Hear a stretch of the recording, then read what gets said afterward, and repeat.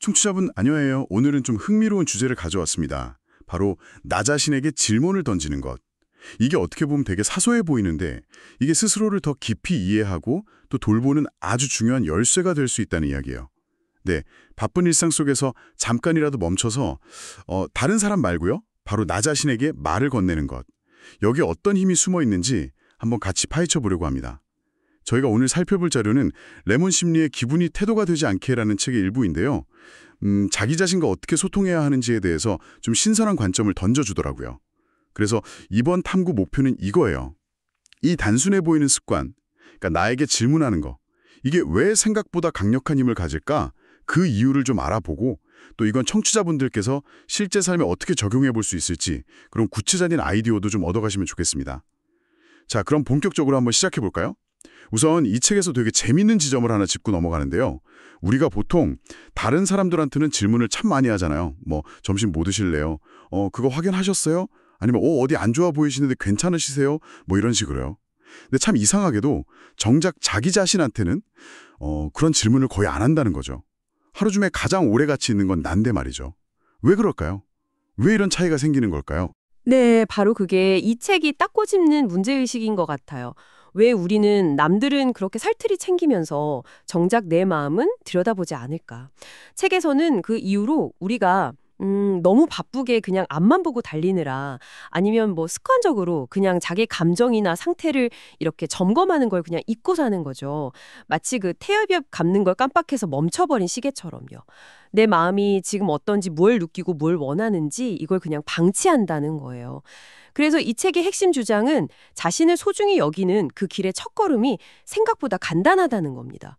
바로 나 지금 괜찮나? 이렇게 스스로에게 진심으로 물어보는 것. 거기서 시작된다고요.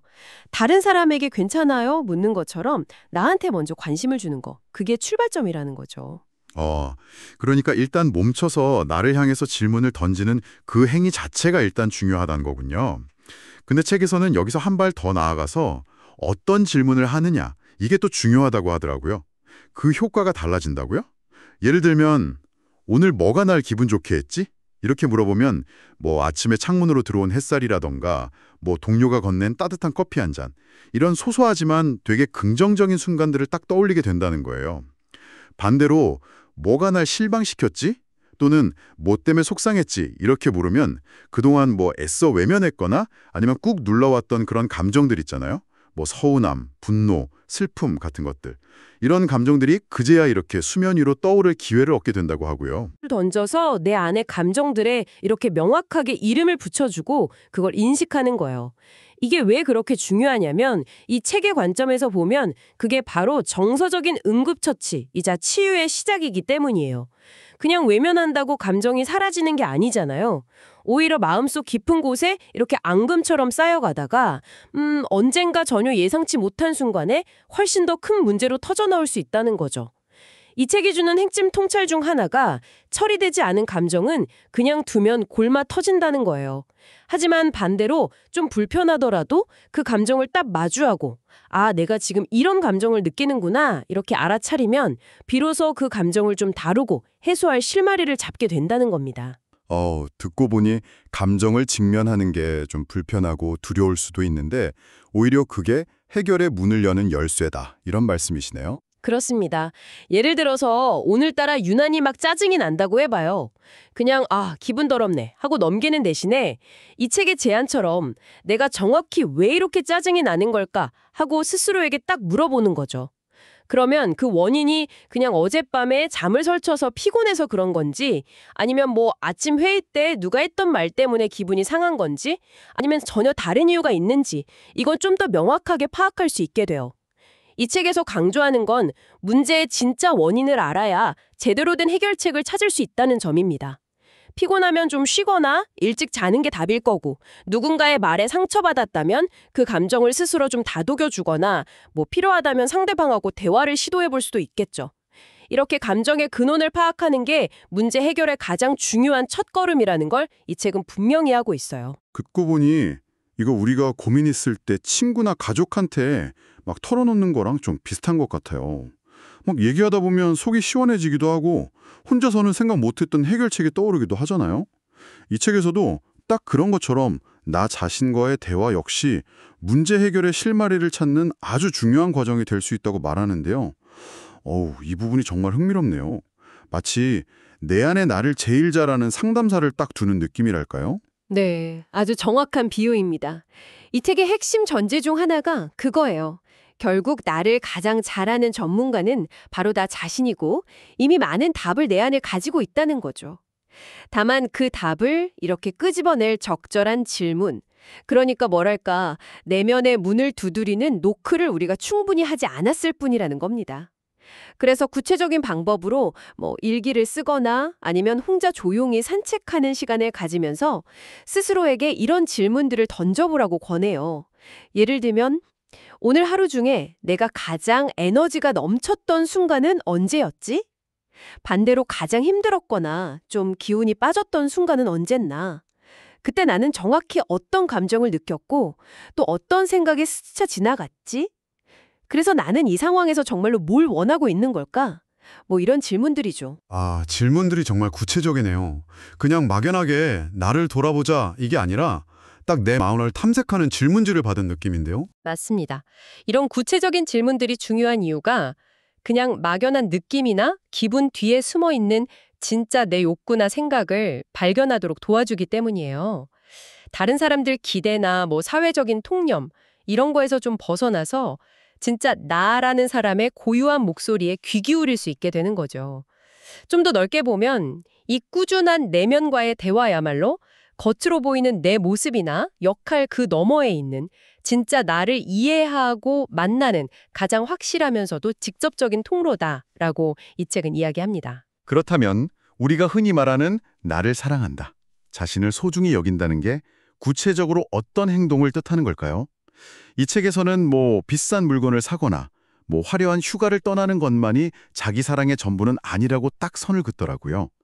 오히려 그런 이벤트성 보상보다 더 중요한 건 매일매일 나한테 꾸준히 관심을 기울이는 그 태도 자체라고 정의를 하는데요. 오늘 하루 내가 어떤 감정을 느꼈는지, 무슨 일이 있었는지, 내 마음과 몸 상태는 어떤지 이걸 세심하게 들여다보는 시간을 갖는 거죠. 마치 정말 아끼는 친구가 힘들어 보일 때 무슨 일 있었어? 괜찮아? 이렇게 다정하게 물어보듯이 나 자신한테도 오늘따라 되게 지쳐 보이네. 무슨 힘든 일 있었니? 이렇게 말을 건네주는 거예요. 그런 태도가 핵심이라는 겁니다. 여기서 아주 중요한 어쩌면 많은 분들이 오해하기 쉬운 지점을 이 책에 명확하게 짚어줍니다. 바로 자신을 챙기고 돌보는 행위가 이기적이거나 자기중심적인 게 아니라는 점이에요. 오히려 그 반대로 자신을 잘 돌보는 것이야말로 다른 사람과의 건강한 관계를 위한 책임감 있는 행동이라는 관점을 제시하죠. 왜냐하면 이 책에서 인용한 비유처럼 내 마음의 그릇이 텅 비어 있으면 다른 사람한테 나눠줄 것도 없기 때문입니다.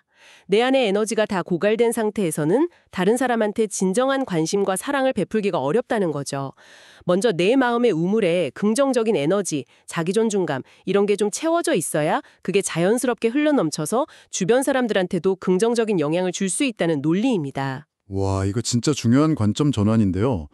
나를 챙기는 게 결국 다른 사람들과의 관계를 위한 어떤 준비 과정이 될 수도 있다. 이런 거네요. 그렇습니다. 특히 이 책에서는 교사, 상담가, 의료인, 종교인처럼 다른 사람을 돌보는 역할을 직업적으로 하는 분들 있잖아요. 이런 분들에게는 먼저 자신을 돌보는 게 선택이 아니라 필수라고 강조를 해요. 소진 상태에서는 결코 다른 사람을 효과적으로 도울 수가 없으니까요. 하지만 이 원칙은 특정 직업군에만 해당되는 게 아니라 우리 모두에게 해당되는 이야기입니다. 내가 정서적으로 또 신체적으로 건강하고 안정되어 있어야 내 가족, 친구, 동료들과도 건강한 관계를 맺고 긍정적인 상호작용을 할 수 있겠죠. 이런 맥락에서 이 책은 좀 흥미롭게도 성경 구절을 인용하기도 하는데요. 우리 몸과 마음이 성령이 거하시는 성전과 같으니까 소중히 여기라는 내용인데 이걸 꼭 종교적인 의미가 아니더라도 우리 각자의 존재가 그 자체로 귀하고 존중받아야 할 가치가 있다는 은유로 해석할 수 있을 것 같아요. 즉, 자신을 귀하게 여기고 돌보는 것은 어떤 영적인 차원의 의미까지 가질 수 있고 이게 결국 타인에 대한 사랑과 존중으로 자연스럽게 이어진다는 깊은 통찰을 줍니다. 이렇게 꾸준히 나한테 질문을 던지고 내면과 대화하는 습관, 이게 가져다주는 궁극적인 변화는 뭘까요? 여러 가지가 있겠지만 이 책에서 가장 강조하는 것 중 하나가 바로 자기인식, 영어로는 self-awareness, 능력의 향상입니다. 내가 어떤 사람인지, 뭘 좋아하고 싫어하는지, 어떤 가치관을 중요하게 여기는지, 내 강점과 약점은 뭔지 이런 것들을 명확하게 아는 능력이요. 네, 그리고 이 자기인식이 높아지는 게 왜 그렇게 중요하냐면 그게 바로 주체적인 삶의 근간이 되기 때문입니다. 자기인식이 높은 사람은 더 이상 뭐 외부의 기준이나 다른 사람의 기대에 쉽게 휘둘리지 않아요. 대신 자신의 내면에서 우러나오는 그 고유한 목소리에 귀를 기울이고 그걸 바탕으로 인생의 중요한 방향을 설정하고 또 선택들을 내릴 수 있게 되죠. 남들이 좋다고 하는 길을 그냥 무작정 따라가는 게 아니라 나에게 진짜 의미 있고 만족을 주는 게 뭔지 알고 그걸 추구하며 살아갈 힘을 얻게 되는 겁니다. 이 책은 이게 바로 남의 시선이나 평가로부터 자유로운 진정한 행복에 이르는 길이고 타인의 각본이 아닌 나의 이야기를 써내려가는 삶이라고 아주 힘주어 말합니다. 나의 이야기를 써내려가는 삶. 와, 정말 가슴에 와닿는 표현인데요. 아니죠.